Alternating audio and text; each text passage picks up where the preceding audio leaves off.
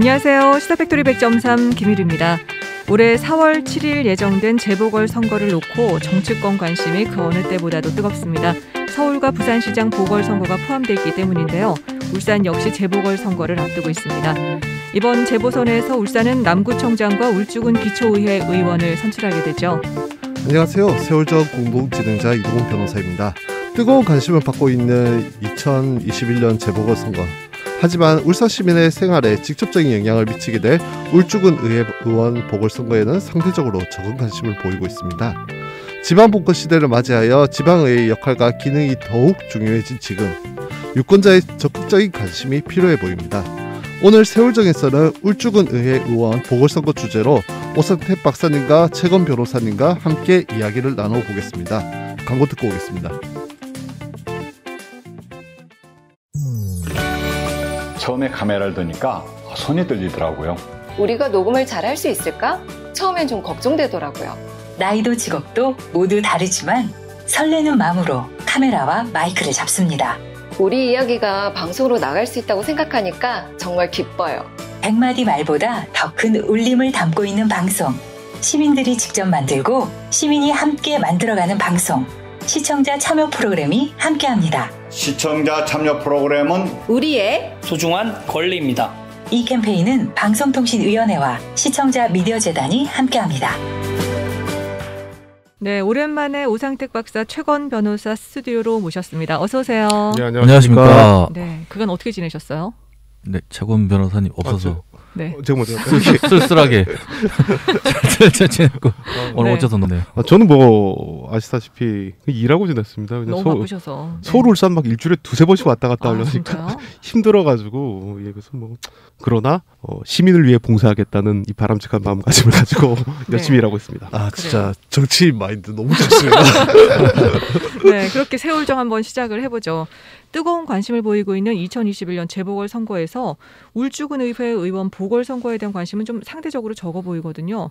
이동훈 변호사님, 지금 상황이 어떤지 또 그리고 울주군 의회는 어떤 이유로 보궐선거를 치르게 되는 건지 좀 설명해 주시죠. 울산 울주군 기초의회 의원 보궐선거에 대한 관심은 실질적으로 관심이 좀 많이 덜한 게 사실입니다. 사실 네. 서울시장도 있고 그다음에 부산시장도 있고 그다음에 네. 울산으로 돌아오면 울산 남구청장 그쵸. 보궐선거도 있잖아요. 그러다 보니까 이제 기초의회 선거인 울주군 의회 그 보궐선거 같은 경우는 관심이 덜한 게 사실인데 네. 울주군 의회 보궐선거의 경우 조금 더 구체적으로 말하자면은 울산 울주군 나 선거구입니다. 작년 7월 전임인 고 박정욱 의원님이 지병으로 별세하면서 결혼이 생겼고 네. 이로 인해서 보궐선거가 이루어지게 된 겁니다. 그런 상황이군요. 그러면 본격적으로 우리 세월정 시작을 좀 해볼까요? 두 분께서는 기초의회에 대한 관심이 좀 필요한 이유가 뭐라고 생각하세요? 오상택 박사님부터 좀 말씀해 주시죠. 네, 그 기초 의원은 이제 아주 생활 밀착형 정치의 뭐 요체라고 볼 수 있죠. 네. 그러니까 기본 단위로 해서는 아주 주민들과 소통이 가장 밀접하게 할 수 있는 그런 단위인 거죠. 그렇죠. 의원으로 봤을 때. 네. 그렇기 때문에 주민들의 이해와 요구를 직접적으로 듣고 소통하고 그것을 또 의회에 입법을 하고 이런 과정이 있기 때문에 풀뿌리 민주주의 봤을 때는 굉장히 중요한 단위다. 그래서 기초의회가 생활 밀착형 정치, 그 주민자치 정치 측면에서 이제 우리가 또 주목해야 될 선거이다 이렇게 말씀드릴 수 있습니다. 네. 그렇죠. 사실은 뭐 내 피부에 더 가깝게 다가올 수 있는 거니까요. 네. 최건 변호사님. 네. 실제로 지금 울산 같은 경우는 제가 항상 좀 비판하고자 하는 것 중에 국회의원의 역할과 뭐 시의원 역할, 구의원 역할이 지금 이렇게 좀 혼재돼 있다. 그렇죠. 그리고 엄격하게 분리되어 있지 않다고 제가 항상 비판하고는 하는데 원칙적으로 따지면 특히 군의회, 구의회 의원이 주민들 생활과 제일 밀접적으로 관련이 된 겁니다. 그리고 네. 실제로 국민들의 생활에도 실제로 제일 많이 미칠 수 있는 데가 그러니까 기초자치단체 의원인 거죠. 그렇기 때문에 이분들이 또 자기 지역을 대표하기 때문에 이분들 어떤 분들이 선출이 되냐에 따라서 그 지역의 생활 자체가 달라지기 때문에 상당히 여기 거주하시는 주민들 입장에서는 상당히 중요한 네. 선거가 아닌가 싶습니다. 울주군 나 선거고. 네네. 정확하게 어느 위치인가요? 이게 지금 범서청량이죠. 범서청량 네. 그쪽입니다. 그렇군요. 제가 짧게 말씀드리자면 이거는 뭐 제가 미담장학회 장능인 이사장의 도움으로 제가 좀 조사를 했는데 아, 이렇게 네. 또 장르기 사장을 띄워주시고 가시면 어떻게 합니까? 그 울주군 12개 읍면으로 이루어져 있는데 나성고군은 범서 청양으로 구성되어 있다고 합니다. 근데 네. 그 범서가 사실 대부분 주민들이 많고요. 그리고 울주군청을 끼고 있는 울주의 중심부라고. 그렇죠. 오, 예. 네. 뭐 끝인가요? 예, 이거밖에 안 알려줘요. 울주의 중심부다 이렇게 우리가 알면 되죠. 예, 다음 네. 그 다음 질문으로 넘어가겠습니다. 그 보궐로 치러지는 이번 울주군 의회 의원 보궐선거 입후보자가 제일 궁금할 것 같습니다. 누구인가요? 최 변호사입니다. 예, 그 국민의힘 쪽에서는 지금 박진원 씨가 지금 예비 후보로 등록이 돼 있고 네. 그리고 이상걸 씨가 지금 자천 타천으로 거론되고 있는 상황으로 알고 있습니다. 자천으로만 거론되고 있는 사. 아직 예비 후보자 등록은 안 돼. 아직 안 됐습니다. 예. 그 오선택 박사님. 네, 저희 당 후보는 이제 3명이 등록을 하셨고요. 네. 가나다 순으로 제가 설명드리겠습니다. 네. 예민합니다, 이거. 가나다 순 꼭 해라. 네. 그렇죠. 자, 그 김기락 후보시고요. 네. 그 대표 양력으로는 청량읍 체육회장, 그리고 현 더불어민주당 청량읍 당협회장을 하고 계시고요. 네. 주요 공약으로는 청량읍 스포츠 복지문화센터 건립, 범서읍의 중단 없는 지역 발전 이렇게 말씀하셨습니다. 그 그리고- 국민의힘에서는 지금 네. 주요 공약은 아직 말씀 안. 나중에 일단- 제가 기회를 드릴게요. 일단 제가 이제 그 다 인터뷰 일단, 했던 거니까 예. 그것도 해드려야 되니까. 그리고 또 두 번째는 박기선 후보고요. 네. 전 울주 군 의원이셨고요. 네. 그리고 전 문재인 대통령 후보 선대위 공동본부장을 역임하셨습니다. 네. 대표 공약으로는 코로나19로 인한 학습 격차 해소를 위한 교육 지원, 코로나로 인한 소상공인 손실 지원 이렇게 말씀하셨습니다. 그리고 이제 하홍곤 후보입니다. 네. 전 문재인 대통령 후보 선대위 노동특위 부위원장이셨고요. 현 울주군 주민의 상임 대표를 맡고 계십니다. 네. 대표 공약으로는 산재공공병원 500병동 조속히 완공, 청량읍 스포츠 복합문화센터 건립 이렇게 말씀하고 네, 계십니다. 알겠습니다. 국민의힘 그 후보들 대표 뭐 공약이나 이런 거. 그 사실 예비 후보로 지금 한 분이 등록돼 있기 때문에 예. 제가 뭐 다른 분 공약에 대해서는 아직 그 출마 의사를 명확히 밝히지 않았기 때문에 듣지 못했지만 추후 기회가 되면 제가 또 따로 이 자리에서 소개드리겠습니다. 네, 저희 네. 그 프로그램을 이제 그 뭐 연출하는 저희 김 PD가 대본에 이렇게 남겨놓고 갔어요. 네. 저보고 이 후보자에 대한 코멘트를 해놓으래요. 네. 그래서 이제 뭐 기분이 나쁘실 수도 있고 힘드실 수도 있지만 제가 이제 코멘트 시작하겠습니다. 그 예비 후보로 등록된 이제 국민의힘 박진원 후보의 같은 경우에는 최근 전국 기사가 하나가 떴어요. SNS에서 뜨거웠죠. 예, 네. 폭우 때 치킨 시켜 배달은 괴롭혀야지. 이때 그 울산에 많게는 186ml의 비가 내렸던 상황이에요. 네, 이것 때문에 되게 전국적으로 이거 배달은 갑질이다. 예. 최근에 그 뭐 그 이제 유치원 그 학원에 또 배달 갑질 사태까지 겹쳐가지고 예. 전국적 이슈가 되고 있는데 여기에 대해서는 어떤가요? 그 사실 뭐 여기에 대해서는 그 뭐 당사자가 해명을 어떻게 했는지 잘 모르겠지만 그건 100번 잘못한 거라고 생각합니다. 그리고 아직 조금 그 박지원 예비 후보 같은 경우가 지금 94년생으로 알고 있습니다. 근데 아직 조금 94년생. 예, 네. 1994년생으로 알고 있는데 젊다 보니까 그런 좀 감정 표출 방법이나 이런 게 조금 네. 좋게 얘기하자면 제가 좀 포장을 하자면 좀 서툴렀던 게 아닌가 싶습니다. 그리고 이게 어떻게 될지 모르겠지만 본인 입장에서는 자기 자신을 다시 한번 성찰하고 좀 반성하는 계기로 삼았으면 좋겠습니다. 네. 예. 그 민주당 같은 후보군에서 네. 이제 일단은 저희가 그 김기락 후보 같은 경우에는 저희가 지금 전가가 없는 걸로 확인이 되었고 다만 이제 박기선 후보 같은 경우에는 2003년에 폭력행위 등 처벌에 관한 법률 위반으로 벌금형 받은 사실이 있고 그다음에 2017년 조금 최근이네요. 고무집행 방해로 또 벌금형을 받은 사실이 있어요.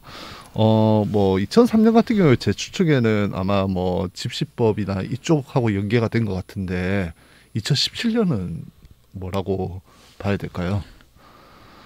일단 그 문제가 박기선 후보죠. 네. 박기선 후보 그 문제가 뭐 언론에도 났고 네. 뭐 이렇게 이슈가 된 건 맞고요. 그래서 그래서 이제 반성하고 네. 탈당을 했고요. 그래서 복당 절차를 다시 해서 복당이 된 상태입니다. 네. 그래서 제가 알기로는 공관위에서 뭐 이제 잘 검증했으리라 보고요. 네. 지금 후보들에 나오는 이제 등록한 후보들은 네. 1차적으로 이제 당 공관위에서 후보 검증을 합니다. 네. 네. 그래서 이제 도덕성이라든지 뭐 범죄에 대한 가중에 대한 판단을 하죠. 네. 그래서 이제 공관위 판단에서는 후보 등록으로서의 뭐 이 정도 가능하다 네. 이런 판단을 내려서 등록하신 분들이고요. 네. 그 조금 더 형평성 조금 문제가- 더 설명을 드리면 그러니까 제가 일단은 하원군 후보도 제가 네, 말씀을 네. 드릴게요. 나중에 네. 형평성 문제가 생길 수 있으니까. 네네네. 하원군 후보님 같은 경우에도 그 1992년에 도로교통법 위반이 계시고 그다음에 2000년도에 이것도 공무집행방해, 업무방해, 폭력행위 등 처벌에 관한 법률 위반 이걸로도 벌금형을 받으셨고 문제는 이진아오 씨예요. 네, 뭐 그 어떤 거 이후에 말씀이죠? 도로교통법 위반 음주운전으로 네. 2번의 벌금형을 받은 전과가 있으십니다. 네, 그 뭐 조금 해명을 드리면 네. 네. 그 뭐 하원권 후보 같은 경우는 이제 오랜 노동운동을 하셨던 분입니다. 그래서 네. 물론 노동운동 과정에서 집회, 시위 법률에 위반, 뭐 도로교통법 위반, 뭐 이런 건 좀 많을 거라는 예측이 되고요. 그래서 그것이 뭐 우리가 알고 있는 일반적인 뭐 이렇게 도로교통이 아니라 집회를 통한 것이니까 좀 양해 말씀할 수 있고요. 그 뒤에 음주운전은 그 음주는 이제 저희 당 기준이 윤창호법 이 시행 이후의 음주는 네. 뭐 보지도 말고 그냥 바로 사퇴입니다. 아웃입니다. 네. 그런데 윤창호법 이후에 10년 안에 음주에 대한 것은 이전에 네, 그렇죠. 있었던, 이전에 네. 음주에 대해서는 음주 횟수에 중응해서 그걸 판단하기 때문에 공관위가 그런 판단을 했다 이렇게 알고 계시면 될 것 같고요. 저희 당도 이제 뭐 윤창호법 이후에 음주에 대해서 엄중하게 보고 있습니다. 그래서 음주 문제에 대해서는 그래서 어떤 후보든 간에 그 윤창호법 이후의 음주는 입후보 자체가 불허된다 그렇게 알고 계시면 될 것 같습니다. 네, 알겠습니다. 그래요. 그러면 예비 후보 등록과 관련해서 정당별로 뭐 청년 또는 여성 후보자는 없는 건가요? 그리고 또 혹시나 결과적으로 청년 또는 여성이 울주군 기초의회 의원으로 선출될 가능성은 어느 정도라고 보세요? 저희가 이제 청년 여성이 없죠. 네. 저희 그렇죠. 당은. 네, 그래서 일단 신청을 저희 당은 이제 청년 여성 후보가 신청하지 않았던 상태고요. 그래서 울주군만 따로 봤을 때는 그런데 뭐 전체적으로 남구청에 관련돼서 보면 뭐 이미영 후보가 또 여성이고, 후보로 네. 또 등록했고요. 그리고 저희 당 같은 경우는 이제 청년 여성 정치 신인, 뭐 사회자 약자에 대한 또 어드밴테이지 또 가산점 부여가 있습니다. 그래서 네. 청년 같은 경우 15%, 여성은 25%, 정치 신인 10% 등의 그런 가산점이 열려 있기 때문에 그런 것들을 좀 선도적으로 고민하고 있다. 다만 이제 울주군 선거에서는 그 뭐 여성, 청년, 뭐 사회적 약자 이런 분들이 이제 후보로 등록하지 않았던 상황이다. 뭐 네. 그렇게 보시면 될 것 같습니다. 예, 그 사실 조금 안타까운 부분 중에 하나입니다. 사실 그 항상 좀 이 특히 울산 뭐 특히 뭐 영남권 정치권들이 보면 그러니까 5, 60대 남성으로만 사실 구성이 돼 있습니다. 이건 사실 성비에도 안 맞을 뿐만 아니라 다양한 계층의 의사를 반영하지 못하는 단점이 있습니다. 그래서 사실 그 아까 말씀드린 박진원 그 예비 후보 같은 경우가 1994년생이고 지금 청년에 딱 해당되는데 네. 조금 여러 가지 좀 불미스러운 일이 발생해서 좀 개인적으로 안타깝게 생각. 뭐 저랑 일면식도 없지만 개인적으로 안타깝게 생각합니다. 그리고 이런 그 사실 이런 그 뭐 다른 분들은 또 혹시 혹자들은 이렇게 얘기할 수도 있지 않겠나 싶습니다. 이거 봐라. 젊은 애들이 이렇게 검증이 되지 않고 이렇기 때문에 그 젊은 애들이나 특히 여성들에게 여성들 또 신인들에게 그러니까 진입을 시켜서는 안 된다거나 아니면 좀 엄격한 제약을 하자고 네. 주장하는 분들이 있을 수도 있습니다. 그러나 이건 사실 그 개인의 어느 정도 일탈의 문제지 그거를 정당화할 수는 없습니다. 그리고 이 조금 안타깝게 생각하는 게 특히 좀 거대 정당인 더불어민주당이나 네. 그 국민의힘 같은 경우도 좀 여성이나 청년 후보들이 좀 많이 진출해서 그리고 실제로 누가 공천을 받을지 모르지만 조금 네. 그 여러 가지 다양한 의사를 좀 전달할 수 있는 계기가 있었으면 하는 바람입니다. 그 실질적으로 그 저도- 기초의회 같은 경우에는 젊은 정치인들이 접근할 수 있는 예, 맞습니다. 가장 접근하기 좋은 근데 이제 보면 기초 같은 경우는 정치 신인이나 젊은 층이 또 진입하기 좀 힘든 구조인 것 같아요. 아 그래요? 왜요? 이제 그게 이제 도전하려 했을 때 오는 그 이제 조건들이 보면 이제 워낙 그 기초 같은 경우는 어른들이 이제 진입을 이제 많이 하기 위해서 이렇게 어플라이를 많이 하는 상태이기 때문에 네. 정치 신인들이 이제 그래서 이제 제도적으로 그걸 좀 열을 수 있는 근데 포지션을 몇 % 정도는 뭐 강제적으로 뭐 정치 신인은 혹은 청년이나 여성은 뭐 이런 식의 뭐 그런 제도적인 좀 이렇게 틀이 좀 필요하지. 현상에서는 뭐 이렇게 말씀하신 대로 저도 최고 뭐 변호사님 말씀하신 대로 그런 열려 있어야 된다. 그런 네. 청년, 여성, 사회 약자에 대한 배려가 열려 있어야 된다. 그건 동의하고요. 그래서 그런 시스템적인 뭐 각 거대 양당에서 뭐 그런 것들을 좀 배려할 필요가 있지 않는가 이런 개인적 생각이 듭니다. 그 조금 안타까운 거는 시스템적으로 이런 기초 쪽에 그 이제 여성이나 아니면 젊은 정치 신인들을 밀어 넣어서 각 당에 그 이제 예비 정치인들을 키울 수 있는 환경을 만들 수 있을 것 같은데 저는 이제 각 그 양대 거당이 이제 그러한 기초를 아직 만드는 데는 좀 부족하지 않나라는 생각이 들어요. 항상 여성 신인 해갖고 앞으로 내세우는 거는 보통 국회의원이나 그렇죠. 아니면은 그 뭐고 약간 이제 청장급 정도에서 그치고 상징적인 것들. 예, 상징적인 그렇죠. 걸 그렇게 네. 세우고 나머지는 지금 기초 같은 경우에는 조금 내려놨다.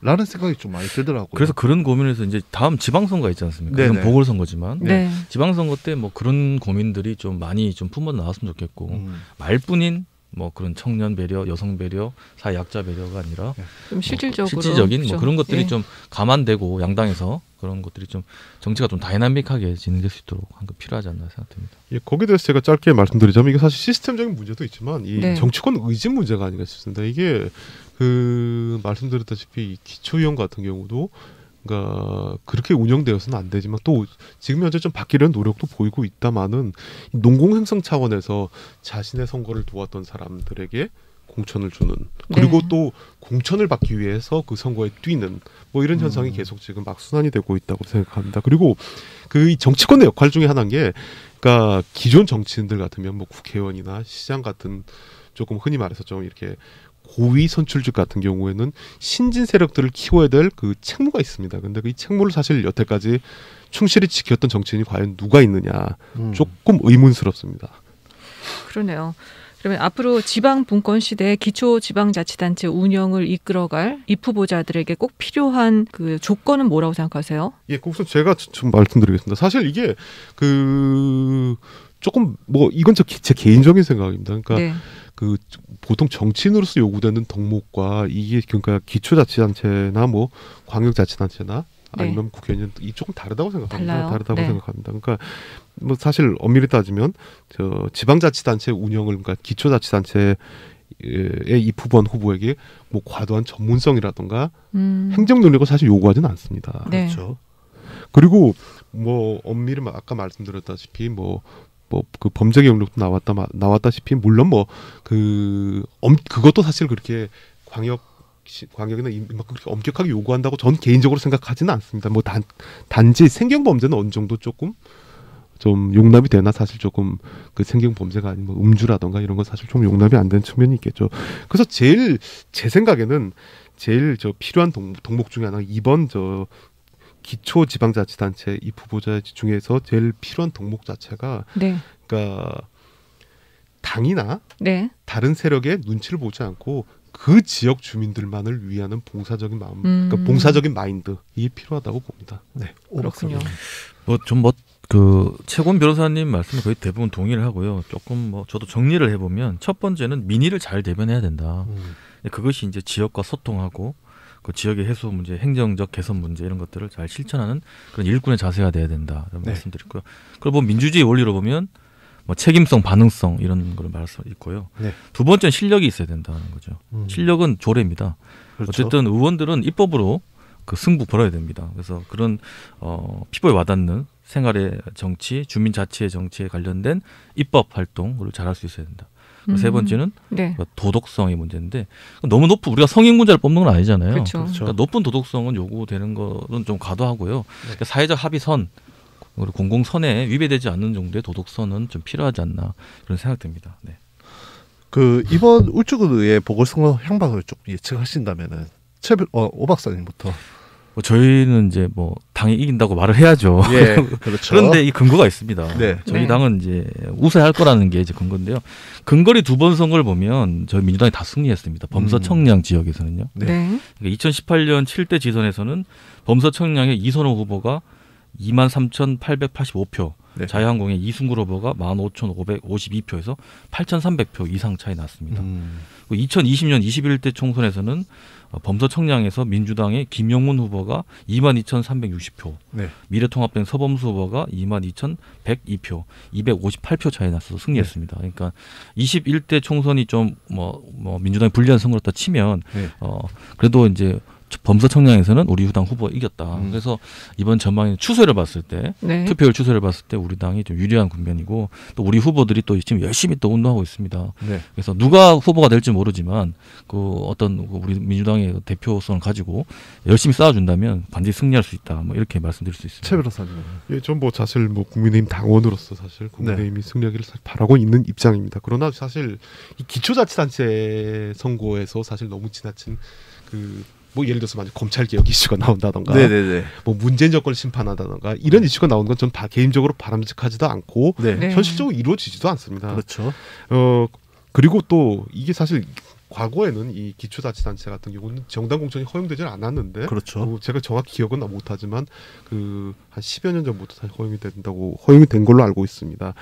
그렇기 때문에 사실 기초자치단체 같은 경우는 제일 우선시돼야 되는 게 후보자의 덕목이고 후보자의 자질 문제가 아닌가 싶습니다. 그래서 국민의힘 같은 경우도 바라건대 국민의힘 같은 경우도 네. 유권자들의 희망에 부합하는 후보를 공천한다면 충분히 승리할 수 있지 않나 이렇게 생각하고 있습니다. 네. 끝으로 오늘 주제와 관련해서 마지막으로 한 말씀 간단하게 부탁드릴게요. 예, 저부터 말씀드리겠습니다. 우선 사실 기초자치단체 보통 일반적으로 들린 말에 따르면 기초자치단체 단체 의원 같은 경우에는 보지도 않고 그냥 누구인지도 모르고 네. 보지도 않고 정당 공천에 따라서 그냥 뽑는다 이런 경우가 있습니다. 근데 그렇죠. 사실 아까 제가 서두에도 말씀드렸다시피 주민들의 생활, 이해관계와 생활과 밀접한 관계가 있기 때문에 사실 좀 더 꼼꼼히 살피셔야 되고 조금 네. 시간이 걸리시더라도 조금 유권자들께서 조금 검증을 해주셨으면 하는 바람이 있습니다. 네. 상대적으로 좀 주목받지 않는 선거입니다. 그렇죠. 그런데 우리 생활에 그리고 우리 지역이 가장 밀접한 선거이기 때문에 우리 또 범서 청량 그리고 울산 우리 쪽 시민 여러분께서 또 많이 주목해 주셔야 되고요. 그리고 길거리에 가다 보면 후보들이 굉장히 많이 또 선거운동 열심히 하고 있습니다. 그래서 또 간이 응원의 말씀 그리고 좀 함께 또 이렇게 아이 컨택 해주시고요. 그런 것 좀 부탁드린다. 네. 네, 고맙습니다. 네, 기초자치단체 같은 경우에는 실질적으로 투표율이 그렇게 높지 않습니다. 특히 보궐선거이기 때문에 투표율이 높지 않아서 양당의 동원력이 오히려 현방을 가르지 않을까라는 판단을 저는 또 가지고 있긴 한데, 네. 어쨌든 울주군 이 보궐선거 이루어지는 지역 주민들께서는 각 후보자의 양력이나 아니면 그 사람이 해왔던 이제 삶을 한번 보시고 이게 우리를 대변할 수 있는가를 좀 판단하고 투표에 적극적으로 참여해 주셨으면 좋겠습니다. 그래요. 울산 시민의 생활에 직접적인 영향을 미치게 될 울주군 의회 의원 보궐선거에 유권자 여러분들의 적극적인 관심 필요해 보입니다. 스타팩토리 100.3 이제 여기서 마치도록 할게요. 우상택 박사님 그리고 최권 변호사님 오늘 함께해 주셔서 고맙습니다. 네, 감사합니다. 네. 네, 카더가든의 투게더 지금 나가고 있는데요. 이 노래 띄워드리면서 저도 물러가겠습니다. 지금까지 진행의 김유리, 이동훈, 기술의 강승복, 구성의 엄유미, 연출의 김성강이었습니다. 고맙습니다.